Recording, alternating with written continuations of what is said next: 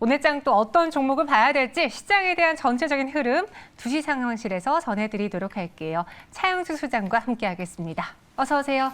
안녕하십니까? 네, 안녕하십니까. 오늘 스튜디오 들어오시자마자 한숨을 내뱉으셔서 무슨 일이 있나 했더니 일이 자꾸 쏟아지신다면서요. 예, 요즘 주식시장과 관련된 뭐 동영상 뭐 이런 거, 뭐 찍지 않은 뭐 제안들이 곳곳에서 좀 들어오는데. 그렇다고 저희 증언회를 소홀히 하진 않으시겠죠?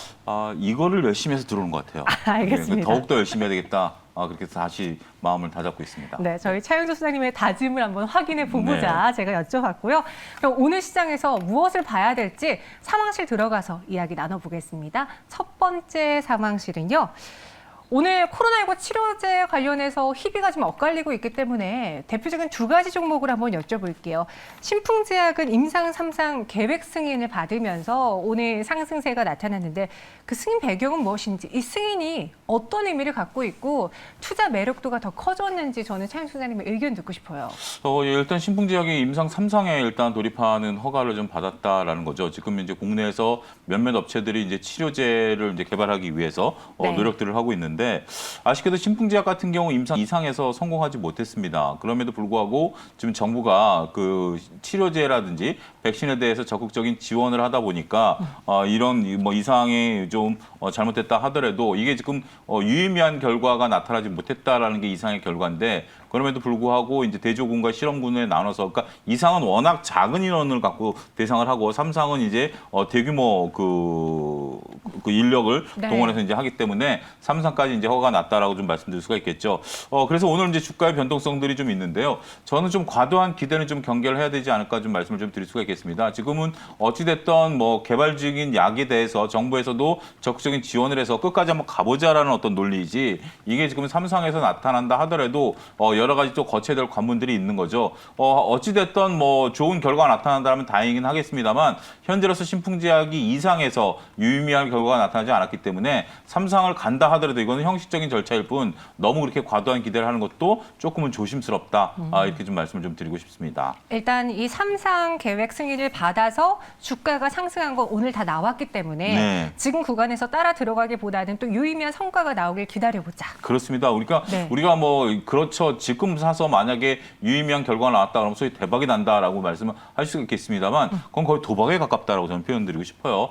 정상적인 관계라면 조금 더 지켜보고 나서 제대로 된 결정이 났을 때 투자를 하셔서 수익을 보는 게 조금 안전하지 않겠는가 말씀드릴 수가 있겠습니다. 그럼 지금요, 국내 코로나19 치료제 관련해서 우리가 주목하고 있는 대표적인 기업들 무엇이 있는지 저는 딱 첫 번째로 떠오르는 게 뭐니 해도 셀트리온이기도 하고요. 그렇습니다. 셀트리온이라든지 동아제약이라든지 몇몇 업체들이 지금 현재 그런 대웅제약이죠. 동아제약의 대웅제약 같은 경우 몇몇 업체들이 지금 현재 이런 것들을 하고 있는데 일단 아직 2상 단계랑 3상에 이제 진입한 그런 정도 단계에 있습니다. 그렇기 때문에 그런 것들이 결과가 빠르면 올 가을쯤 나타날 것이다라고 말씀드릴 수가 있겠죠. 일단 어떤 유의미한 결과가 나오면 국내에서는 통용이 될 겁니다. 우리가 치료제라는 게 지금 몇몇 나라에서 지금 뭐 개발을 하긴 했어요. 그렇지만 범용적으로 쓰이는 건 아직 없다. 그러니까 우리가 범용적으로 화이자 제품처럼 FDA 승인을 받아서 미국에 글로벌리 어디든지 통용이 될 수 있는 그런 것들을 개발하기보다는 어떤 특정 부분에 있어서 지금 현재는 조금 위중 환자라든지 아니면 뭐 어떤 특정 증세를 보이는 이런 분들에 대해서 현재 지금 치료제를 지금 한다라는 것들인데 이번에 신풍제약이 하는 것도 말라리아 치료제 기반으로 하고 있는 거 아니겠습니까? 그렇기 때문에 그러한 부분에 있어서 다양한 치료제들을 현재 지금 실험을 하고 있는 것이지 이런 것들이 나타나게 되면 코로나를 완전히 종식시킨다? 이건 쉽지 않을 것으로 보여집니다. 우리가 이제 뭐 예를 들면 뭐 여성들 뭐 유방암 치료제라든지 관절염 치료제라 하더라도 종류가 수십 가지 아니겠습니까? 그거 하나로서 만병통치약은 없다라는 거죠. 그렇기 때문에 모든 것을 바꿀 수는 없지만 아직까지 그래도 지금 현재 셀트리온 같은 경우 임상 3상에 들어갔고요. 현재 백신 같은 경우도 현재 셀트리온 바이오가 SK 바이오사이언스가 임상 3상에 들어갔고요. 이런 부분들에 대해서는 현재 어떠한 결과가 나타나겠느냐. 현재 정부가 전폭적인 지원을 진행하고 있기 때문에 좀 결과가 나타나기를 정말 이거는 뭐 어떤 제약사에 뭐 제가 특정한 뭐 그거 아니라 국민으로서 좀 바람하지 않는다. 이렇게 좀 말씀드릴 수가 있겠습니다. 네, 들어보니까 차영조 소장님은 무언가 이러한 코로나19 치료제라든가 제약바이오로 우리가 성공할 시에는 대박을 노릴 수 있지만 불확실한 거에서는 쉽게 뛰어들지 않겠다. 약간 이런 투자 심리가 보이거든요. 맞습니다. 네. 지금 이제 우리가 이제 현재 우리나라에서 신약 개발에 성공한 건 SK바이오사이언스만 있어요. 그게 전부인데 지금 마치 임상, 2상, 3상이 되면 뭔가 대박이 날 것이다라고 지금 표현을 많은 투자자들이 기대를 하시는데 그 부분에 있어서는 좀 너무 과도하다. 그러니까 외국 같은 경우는 3상에 성공한 다음에 들어가거든요. 미국 같은 경우는. 근데 우리는 너무 1상, 2상, 3상서부터 들어간다라는 것들 때문에 제약바이오의 많은 분들이 그동안 고통을 받는 중요한 이유 중에 하나가 과도한 욕심이 결국 화를 불러일으킬 수도 있다라는 점을 누군가는 좀 찝어서 말씀을 좀 드려야 되지 않겠는가 말씀드릴 수가 있겠습니다. 네, 그리고 이 신풍제약하고 오늘 좀 비교해 볼 수 있는 게 엔지캠 생명과학인데 코로나 치료제 후보 물질 임상 2상이 실패했다. 그러니까 그렇죠. 비교군과 비교해 봤을 때 유의미한 성과를 나타내지 못했지만 그래도 추가 임상을 나선다고 했거든요. 약간 신풍제약도 그러지 않았나요? 그러니까요. 지금 뭐 MGK 생명과학 같은 경우도 상당히 지금 현재 네. 잘 될 것처럼 얘기하다가 결국 2상에서 실패를 했죠. 회사에서 3상까지 간다 그러는데 이건 아직 불투명합니다. 그러니까 여러 가지 의미가 있어요. 회사 입장에서는 그래도 끝까지 한번 가보겠다. 기회만 준다라면 우리 해보겠다라는 게 입장이고요. 두 번째는 비용 문제입니다. 지금 우리나라에서 연구비라는 것을 비용으로 떠는 데 있어서 임상 3상을 통과해야 연구비로서 감가상각을 할 수 있고 그렇지 않으면 개발비로 다 비용 처리를 하라는 거거든요. MGChem 생명과학이 여기서 손을 놔버리게 되면 그동안 투자했던 비용을 다 비용으로 떨어야 되니까 회사가 어마어마한 적자에 이제 시연할 수가 있는 거죠. 그러니까 네. 회사 입장에서 보면 끝까지 가고 싶은 겁니다. 그런 것에 대해서 투자자분이 그래도 회사가 간다고 하니 믿고 투자를 해보자. 이거는 제가 볼 때 굉장히 조심스럽다라는 거죠. 위험할 수도 있다라는 거죠. 그렇기 때문에 MGChem 생명과학에 대해서 갖고 계신 보유자분들이라면 좀 안타깝긴 합니다만 앞서 언급드렸던 맥락과 같이 같이 하기 때문에 일단 변동성 확대에 따른 대비 전략을 빨리 수립을 하시는 게 그나마 도움이 되지 않을까 말씀드릴 수가 있겠습니다. 네, 오늘 첫 번째 상황실에서는 코로나19 치료제를 두고 있는 신풍제약과 엔지캠 생명과학 확인해 봤습니다. 두 종목의 주가 흐름은 다른데요. 그래도 차영수사님은 조심하자라고 이야기해 주셨네요. 이어서 두 번째 상황실로 넘어가 보겠습니다. 이 종목에 대한 투자 알기는 어떨까요? GS건설을 포함한 건설주 봐볼게요. 이 호황 전망이 리포트에 나오면서 아니 갑자기 주가에 또 오늘 반영을 해요. 근데 저는 이럴 때 참 애매한 게 정부 정책이다 아니면 뭐 부동산 공급이다 부동산 가격 상승이다로 인해서 건설주 업황 좋아질 거 알았습니다. 네. 그래서 이미 주가가 한 차례 올랐고 네. 그 이후에 8월 동안은 지지부진했는데 요 리포트 하나 가지고 오늘 또 이렇게 딱 오를 만한 그런 이슈였나요? 여기에 접붙여서 저는 그 야당의 지금 유력한 대선 후보께서 첫 번째 공약으로 부동산을 또 얘기했다라는 거. 이게 지금 현재 저는 불을 붙였다. 이렇게 좀 말씀드릴 수가 있겠습니다. 그동안 지금 현재 정부에 대해서 뭐 부동산 정책에 대해서 말들이 많았죠. 그러면서 여권의 유력 주자분들께서 현 정부와는 조금 선을 달리하겠다라는 정도였었죠. 그렇지만 야당 정치인들은 아직까지 공약을 발표한 분이 안 계세요. 제 기억으로는. 근데 한 분이 이제 그래도 그나마 가장 유력하신 분이 발표를 했는데 첫 번째 공약 1호가 바로 부동산과 관련된 겁니다. 그래서 뭐 신혼부부들에게 뭐 반값 부동산을 한다라든지 뭐 여러 가지 부동산 공급 확대에 따른 그러한 정책들을 발표하신 것 같아요. 그러다 보니까 이게 이제 지금 뭐 여야 정치인들이 대부분 부동산과 관련된 얘기들을 하고 있다. 현재 지금 이렇게 얘기가 되고 있다라고 보여주게 되죠. 어찌됐든 현 정부가 공급을 좀 옥죄면서 부동산 가격을 조금 잡으려고 노력했지만 결과론적으로는 지금 현재 성공하지 못한 그런 결과를 나타냈기 때문에 현재 지금 어떠한 분이 대통령이 되시는지 간에 우리가 이제 정말 건강한 투표를 내년 봄에 해야 되지 않겠습니까? 그런 가운데서도 여권이건 야권이건 지금 유력하신 분들이 이구동성으로 하고 있는 게 부동산 정책의 확대 방안이기 때문에 그러한 것들이 다시 부각이 되면서 현재 지금 주가가 상승 모드를 타고 있다. 이렇게 설명을 드릴 수가 있겠습니다. GS건설을 포함한 건설주들이 뭐 대표적으로 현대건설도 꼽을 수 있고요. 7월 말부터 8월 요 한 달 사이에 주가가 많이 밀렸습니다. 시장이 안 좋았던 탓도 있었는데 그렇죠. 뭐가 가장 부담이었을까요? 저는 뭐 대형주들이 그동안 지수에 조금 조심스러웠었다.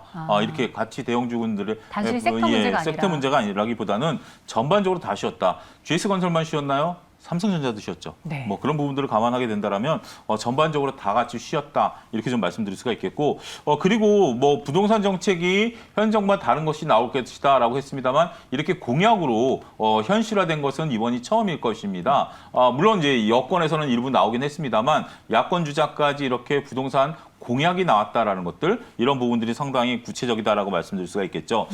그렇지만 이제 우리가 가장 중요한 것은 이제 실적이 좀 구체적으로 나올 것인가. 아무래도 정부가 이런 뭐 원가에 공급하겠다 이런 것들을 보게 된다라면 오히려 부동산 업체들에게는 손해일 수도 있죠. 아파트에서 가장 큰 이익이 남기는데 아파트를 원가에 공급해라. 이거는 뭐 오히려 업체들에게는 악재입니다. 하지만 이런 등 뭐 그런 것들이 어느 분이 이제 대통령이 될지도 모르는 거고 또 공약이라는 게 좀 더 세밀화되겠죠. 뭐 이런 여론들을 좀 청취를 하셔서 그런 부분들을 감안하게 된다라면 현재 실적이 과연 어떻게 움직일 것에 대한 것들도 꼼꼼한 체크가 필요하지 않겠는가 말씀드릴 수가 있겠습니다. 오늘 건설주에 불을 지핀 거는 이 공약 때문이었다라고 이야기해 주셨고 그래서 그런가 실제로 오늘 중소형 건설사들 뭐 상한가 들어간 기업도 있고요. 눈에 띄거든요. 대표적으로 저희는 GS건설을 한번 꼽아볼게요.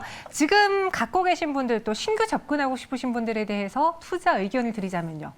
저는 다 좋다. 다 좋다. 말씀드릴 수가 있겠습니다. 그러니까 주가 조정을 좀 받았고요. GS건설 같은 경우 여러분들 재개발, 재건축에서 1위인 자이 브랜드를 갖고 있지 않습니까? 네. 누구든지 선호하는 아파트, 동일한 아파트라면 갖고 싶은 아파트를 만들어낸다라는 게 상당히 좀 고무적이다라고 말씀드릴 수가 있겠습니다.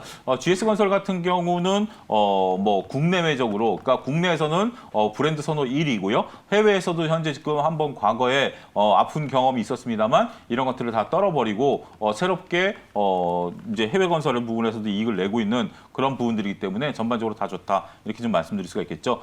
견조한 주가 움직임을 나타낼 것으로 보여지고 있고요. 그렇게 된다라면 오늘 같은 경우도 현재 지금 6%대 상승률을 보이고 있어요. 이만큼 많은 투자자분들이 바닥권에서 매수하겠다라는 의지를 강력히 보이고 있다라고 말씀드릴 수가 있겠습니다. 여러분들 차트를 보시게 되면 양봉이 지금 솟아 있죠. 네. 저런 모습들을 본다라면 목표가는 일단 한 5만 원 선까지는 충분히 움직일 수 있지 않겠는가 말씀드릴 수가 있겠습니다. 저희 채팅방에 매일경제TV는 GS건설을 민다고 하는데 저희가 미는 게 아니고요. 네. 증권사 리포트에서 GS건설과 현대건설이 항상 탑픽으로 나오더라고요. 네, 그렇죠. 차윤 소장님도 그럼 건설주 안에서 이 두 종목을 대표적으로 보시는지 또 건설주와 같이 시멘트주도 같이 갈까요? 라고 일단 다 시멘트, 건자재 뭐 이런 오늘 다 좋습니다. 일단 한번 붐을 탈 것 같습니다. 그렇게 보시면 되지 않을까 싶습니다. 붐을 탈 것이다. 한번 이쪽 섹터 긍정적으로 바라보도록 할게요. 이어서 세 번째 상황실로 넘어가 보겠습니다. 오늘 시장에서 장중에 갑자기 급락하기도 했던 SKC예요. 좀 길게 보면은 주가 차트가 신고가까지 갔다가 다시 박스권 하단으로 원위치가 된 상황인데 해외 공장 건설 계획 구체화 때문에 최근에 신고가를 기록했던 SKC 이번에 합병 뭐 이런 이야기 때문에 휘청거렸던 거나요?